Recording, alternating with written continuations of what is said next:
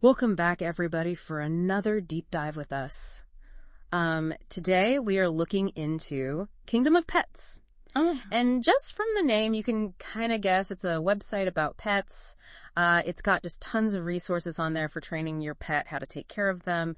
We've been looking through the site, and they've got product pages and free content, and even like a forum where pet owners can talk to each other. Oh, wow. Yeah.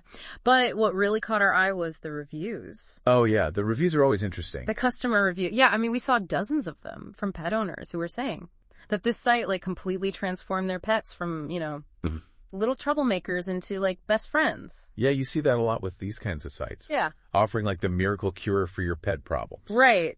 But these reviews were really detailed and specific.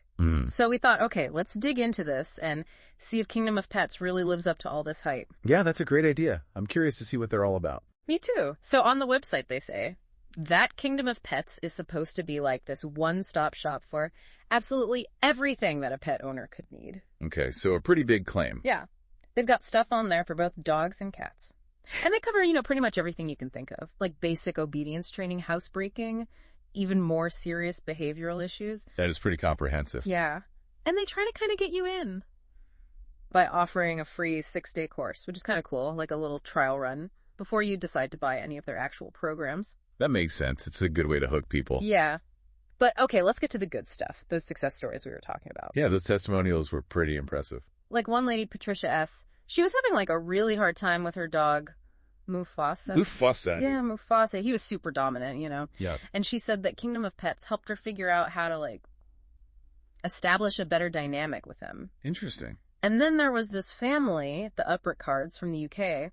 They adopted a rescue Cocker Spaniel named Henry. Wow, Cocker Spaniel? And they were having some trouble getting him to settle in. But they said that Kingdom of Pets gave them all the guidance they needed. That's great. And it's not just for puppies or rescues either. We saw another review from Margaret Angus. She was dealing with her dog Casper, who had some pretty serious fear-based aggression issues. Wow, that can be tough to deal with. And then there was the Christensen family from Utah. They had a rescue dog named Bizzle, who started having some behavioral problems after they adopted him. Okay, so a real mix of situations. Yeah. What strikes me is that it's puppies, rescues, different breeds, different ages, all sorts of problems, and yet they all say that Kingdom of Pets was the key to their success. Right. It makes you wonder, like, is there actually something unique about their approach? Or is this just really good marketing? That's the million-dollar question, isn't it? Yeah, I mean, when you see that many positive reviews, it's hard to ignore. Absolutely. But we have to be a little cautious, too. I mean, could they all be fake? That's what I was thinking. It's unlikely, though, right?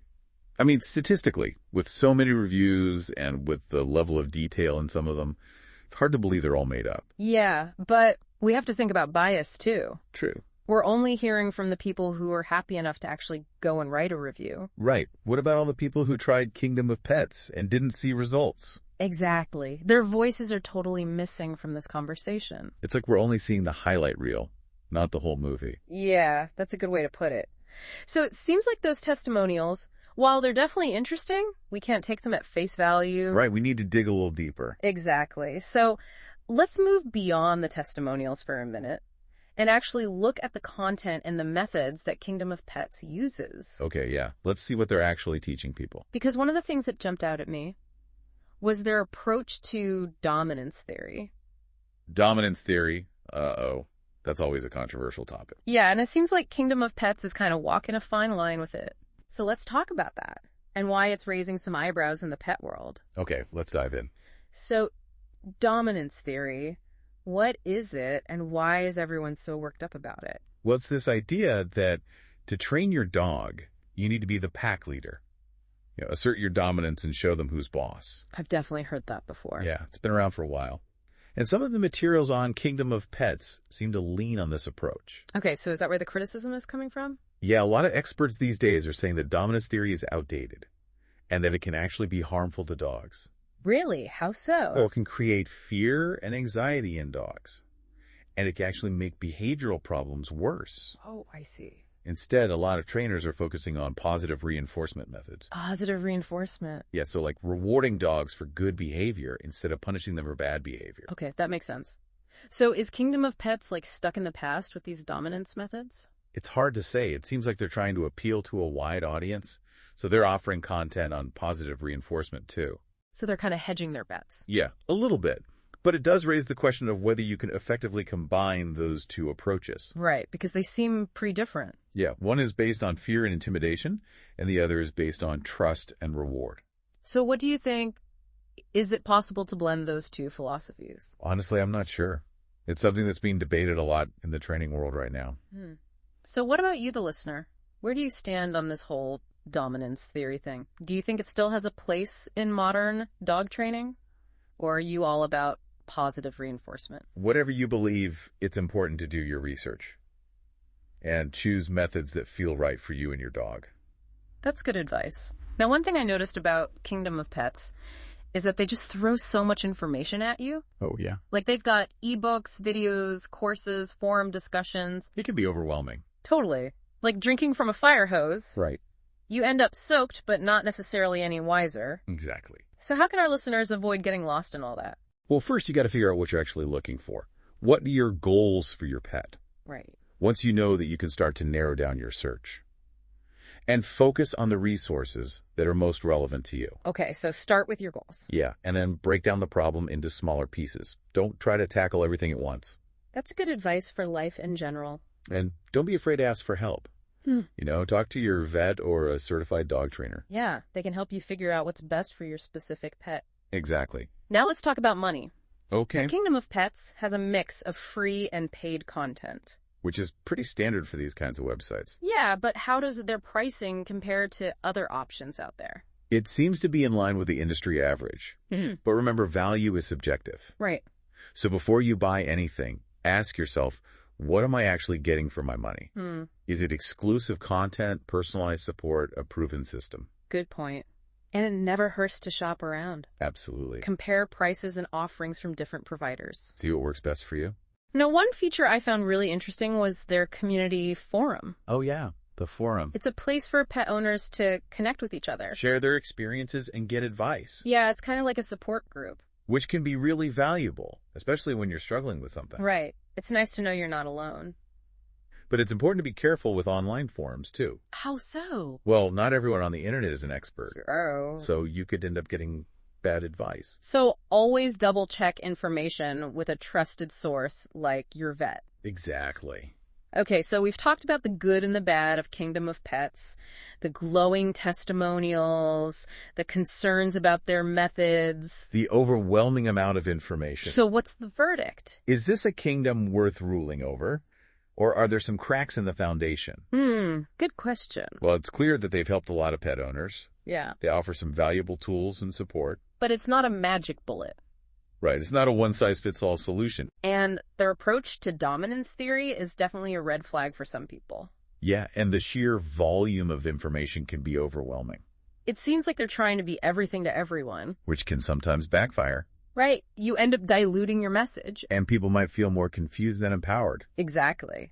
So I think the takeaway here is that no single resource has all the answers. You have to do your research. Find what works for you and your pet. And trust your instincts. Absolutely. And now for our final thought. We want to shift the focus from what Kingdom of Pets does tell us to what they don't tell us.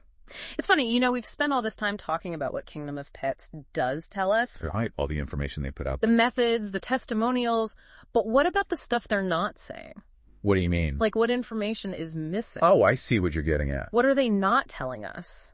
That's an interesting question. Because sometimes what's left unsaid can be just as important as what's actually said. And one thing that I noticed was they don't really talk about the qualifications of the people behind the website. Oh, yeah. Now that you mention it, I didn't see any bios or anything like that. Right. Like, who are these experts who are creating these training programs? Yeah, where are their credentials? It's all about the products and the testimonials.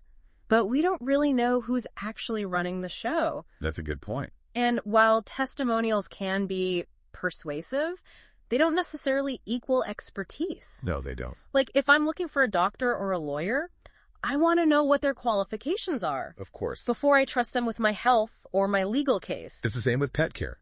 You want to know that the people giving you advice actually know what they're talking about. Exactly. And it's not to say that the people behind Kingdom of Pets are unqualified, But the lack of transparency does make you wonder, It does. like if they're so confident in their methods and their team, why not be upfront about it? Right. Why not showcase their expertise? It's just something to think about.